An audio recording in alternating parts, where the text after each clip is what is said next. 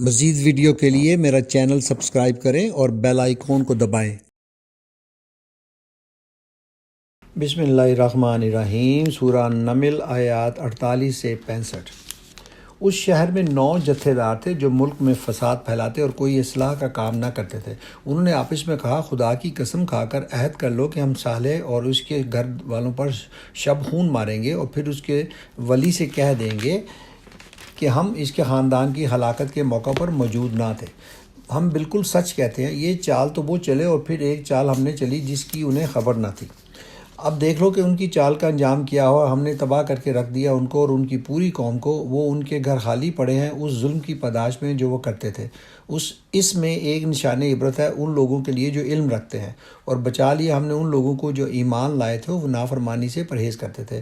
اور لوط کو ہم نے بھیجا۔ یاد کرو وہ وقت جب اس نے اپنی قوم سے کہا کہ کیا تم آنکھوں دیکھتے بدکاری کرتے ہو؟ کیا تمہارا یہی چلن ہے کہ عورتوں کو چھوڑ کر مردوں کے پاس شہوت رانی کے لیے جاتے ہو؟ حقیقت یہ ہے کہ تم لوگ سخت جہالت کا کام کرتے ہو۔ مگر اس کی قوم کا جواب اس کے سوا کچھ نہ تھا کہ انہوں نے کہا، نکال دو لوط کے گھر والوں کو اپنی بستی سے، یہ بڑے پاک باز بنتے ہیں۔ آخر کار ہم نے بچا لیا اس کو اور اس کے گھر والوں کو، بجز اس کی بیوی کے جس کا پیچھے رہ جانا ہم نے طے کر دیا تھا۔ اور برسائی ان لوگوں پر ایک برسات، بہت ہی بری برسات تھی، وہ ان لوگوں کے حق میں جو متنبع کیے جا چکے تھے۔ اے نبی کو حمد ہے اللہ کے لیے اور سلام اس کے ان بندوں پر جنہیں اس نے برگزیدہ کیا۔ ان سے پوچھو، اللہ بہتر ہے یا وہ معبود جنہیں یہ لوگ اس کا شریک بنا رہے ہیں؟ بھلا وہ کون ہے جس نے آسمانوں اور زمین کو پیدا کیا اور تمہارے لیے آسمان سے پانی برسایا، پھر اس کے ذریعے وہ خوشنما باغ اگائے جن کے درختوں کا اگانا تمہارے بس میں نہ تھا؟ کیا اللہ کے ساتھ کوئی دوسرا خدا بھی ان کاموں میں شریک ہے؟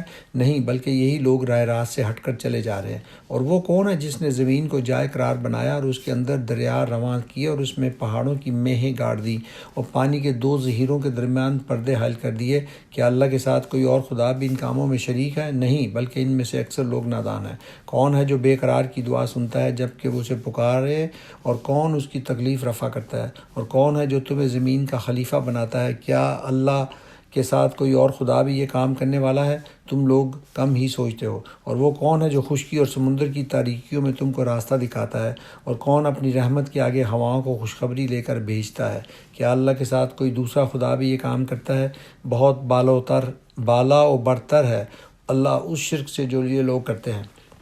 اور وہ کون ہے جو خلق کی ابتدا کرتا ہے اور پھر اس کا اعادہ کرتا ہے؟ اور کون تم کو آسمان اور زمین سے رزق دیتا ہے؟ کیا اللہ کے ساتھ کوئی اور بھی خدا ان کاموں میں حصہ دار ہے؟ کہو کہ لاؤ اپنی دلیل اگر تم سچے ہو۔ ان سے کہو، اللہ کے سوا آسمانوں اور زمین میں کوئی غیب کا علم نہیں رکھتا، اور وہ تمہارے معبود تو یہ بھی نہیں جانتے کہ کب وہ اٹھائے جائیں گے۔ یہ تھی سورہ النمل کی آیات 48 سے 65۔